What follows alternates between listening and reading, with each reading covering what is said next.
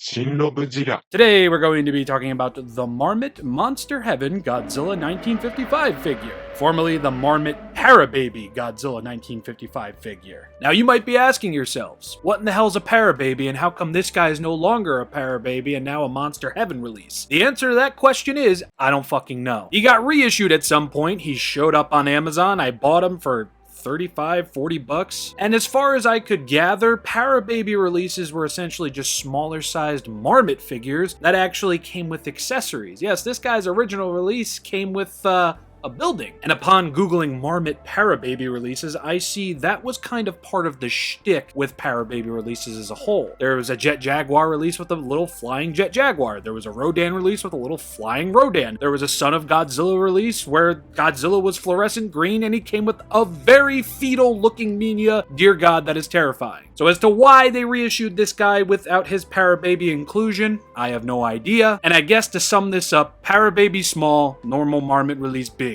There we go. And I guess before I go any further, because I'm so neat and collected today, this guy right here only had two variants that I could find, at least. The first variant we're going to be looking at, I believe, is the first release under the Parababy name. He's got that same rusty orange. It's a little bit lighter, but he's also coated with this cool mint green, a little bit of silver. And as you can see right next to him, he's got his little Parababy accessory, the Osaka Castle, I believe that is. And overall, I think this is a pretty cool coloration for this dude. It's different, it's weird, and what makes it even better is that it looks like he's got pink on his dorsal fins in this shot right here and even this shot right here. Wow, they didn't paint both sides of the dorsal fins on the opposite rows, but no, seriously, you can see the pink, right? Just a handsome looking, I don't know what to call this thing. Anyway, the next variant I'm going to show off is actually my favorite of the two, and that's because he is brown and friggin' gold. Personally, I feel this color scheme just fits this guy so much nicer, and I don't know, shiny metallic gold on a brown Godzilla figure, mwah.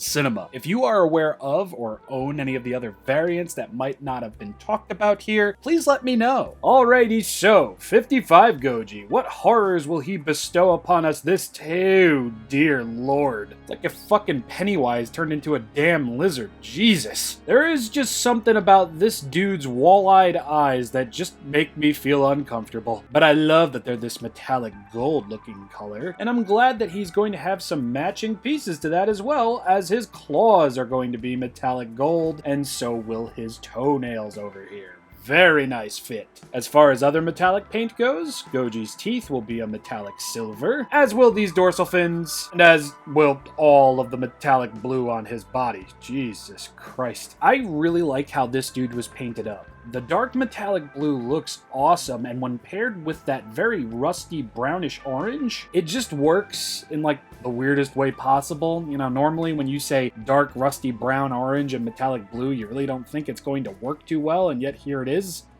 working pretty damn well. And I always have really enjoyed metallic paint on figures as a whole. I feel like it really helps the details pop, especially under the right amount of lighting. And under the right amount of lighting, you just see practically everything highlighted.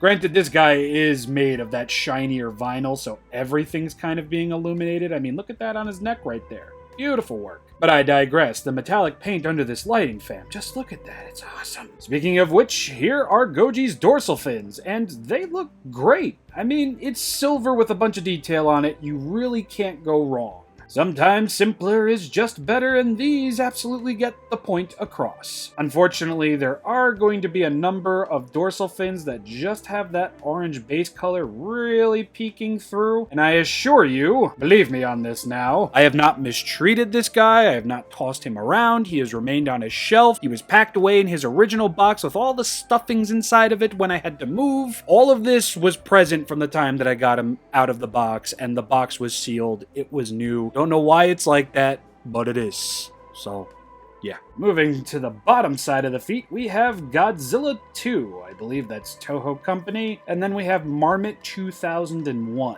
Moving away from the feet to the bottom of the tail, we're going to see some decent underside of the tail detail, very basic stuff here. Shins, kneecaps, thighs, the V around the waist and crotchal area, the little baby bump of a belly that he has. titties. The Goji titties moving into the Goji neck and jaw. He just looks really cool. Disturbing at some points with what is officially known as the Kubrick stare. Not that anime meme. Rob, you uncultured fuck. Thank you for the correction there, Corey. This is just one of those releases where it's like, I don't know where to look at it first, second, third, or fourth. Dorsal fins, bumpy skin, strong brows, ears. This dude's just a looker from top to bottom. I love it so very much, and I think I am going to give him a solid star in terms of paint and detail.